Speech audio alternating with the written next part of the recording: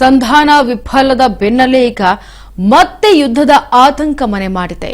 ಒಪ್ಪಂದಕ್ಕೆ ಬರೆದಿದ್ರೆ ಭೀಕರ ದಾಳಿಯನ್ನ ಮಾಡ್ತೀನಿ ಅಂತ ಹೇಳಿದೆ ಈಗ ಟ್ರಂಪ್.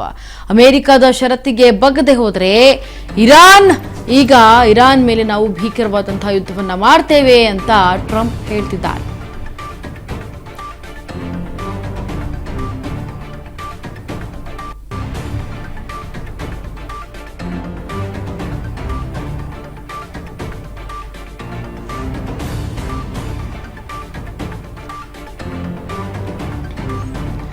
ನೋಡಿ, ಸಂಧಾನ ವಿಫಲ ಆದ ಬೆನ್ನಲ್ಲೇ ಈಗ ಮತ್ತೆ ಯುದ್ಧದ ಆತಂಕ ಶುರುವಾಗಿದೆ.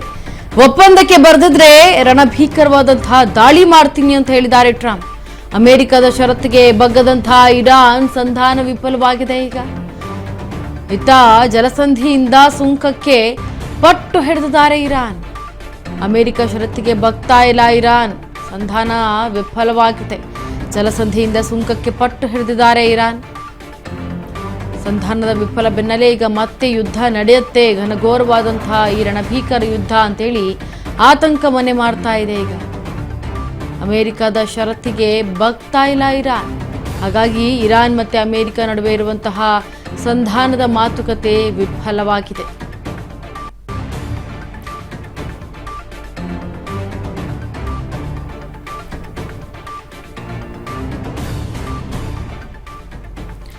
ನೋಡಿ, ಏನು ಈಗ ಅಮೆರಿಕ ಮತ್ತು ಇರಾನ್ ನಡುವೆ ನಡೀತಾ ಇರುವಂತಹ ಈ ಭೀಕರ ಯುದ್ಧದಲ್ಲಿ ಒಂದಷ್ಟು ಷರತ್ತುಗಳನ್ನು ಹಾಕ್ಕೊಂಡು ಆ ಷರತ್ತಿಗೆ ಇವರು ಬಗ್ಗದೆ, ಅಂದರೆ ಇರಾನ್ ಬಗ್ದೆ, ಇರಾನ್ ಷರತ್ತಿಗೆ ಅಮೆರಿಕ ಬಗ್ದೆ, ಈ ರೀತಿ ಒಬ್ಬರಿಗೊಬ್ಬರು ಸವಾಲನ್ನು ಷರತ್ತಾಗಿ ಮಾಡಿಕೊಂಡು ಅದನ್ನು ಮಾತನಾಡ್ತಾ ಇದ್ರು.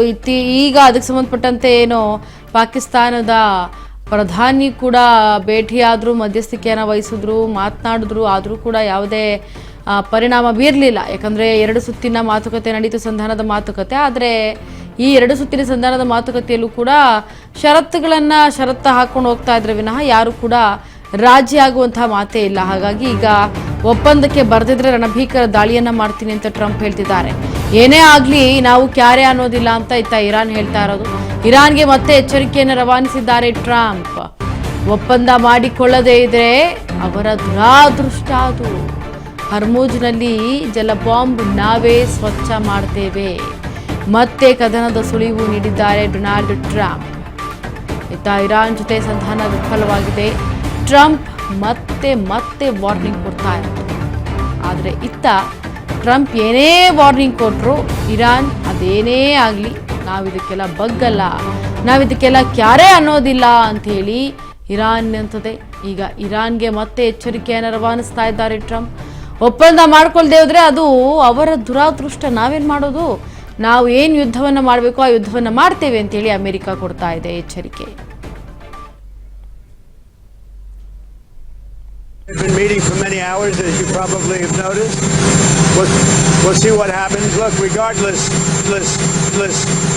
we win. Regardless what happens, we win. We've totally defeated that country. And so let's see what happens. Maybe they make a deal, maybe they don't. From the standpoint of America, we win. One of the things that's happening is that boats are sailing up and heading out to our country.